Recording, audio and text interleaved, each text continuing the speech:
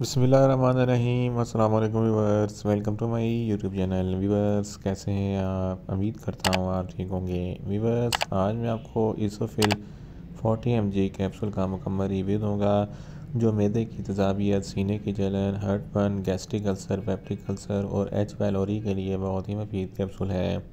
इसोफिल capsule को किन condition में इस्तेमाल किया जाता है, इसके फ़ायदे और नुकसानात क्या हैं, इसके काउंटर इंडिकेशन क्या हैं, ये सब कुछ मैं आपको वीडियो में बताऊंगा।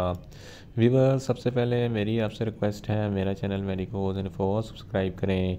व्यूअर्स, बात करते हैं इसोफिल कैप्सूल की पैकेजिंग की। तो इसके एक पैक में 14 कैप्सूल होते हैं और इसकी कीमत 450 रुपये है। ये किसी भी मेडिकल स्टोर और फार्मेसी स्टोर से आसानी से मिल जाता है।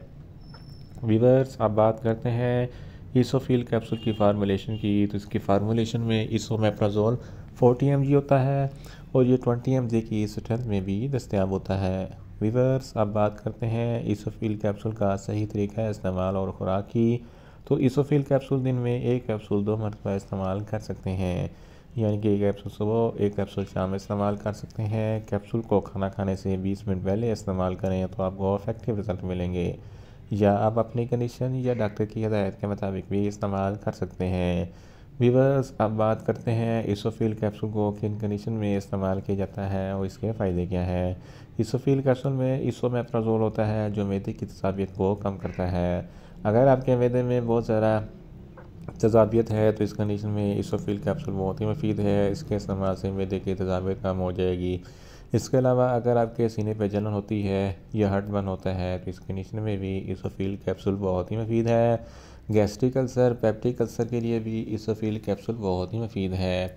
इसके अलावा एक जड़, जिसको गैस्ट्रोएसोफेगस रिफ्लक्स डिजीज़ कहते हैं, ये एक ऐसी बीमारी है जिसकी वजह से आप जब खाना खाते हैं तो खाना खाने के बाद खुराक की नाली में गैस हो जाती है और आपको जलन होती है, खट्टे मीठे दकार आती हैं। तो इस कंडीशन में भी इसोफिल कैप्सूल बहुत ही मुफीद है।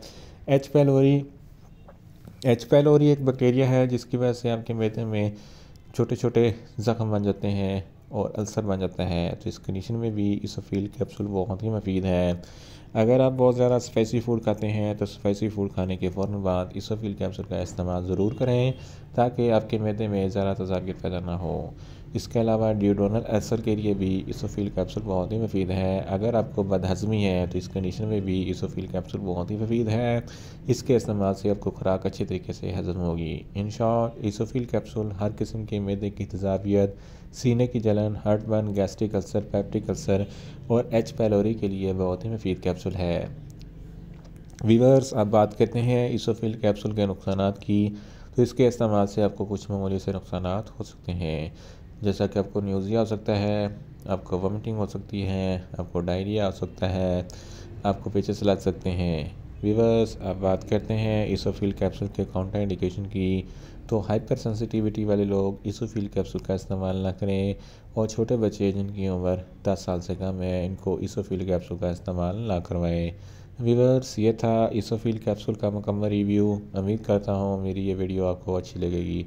मेरी वीडियो को ज़्यादा से ज़्यादा लाइक करें, शेयर करें और कमेंट्स करें, और मेडिसिन के मतलब इन्फॉर्मेटिव वीडियो के लिए मेरा चैनल मेडिकोज इन्फो सब्सक्राइब करें और साथ में लगे बेल आइकन को लाजमी प्रेस करें, ताकि मेरी नई वीडियो आप तक बर वक्त पहुँच सके। मिलते हैं एक नई इन्फॉर्मेटिव वीडियो के साथ। अल्लाह हाफिज़।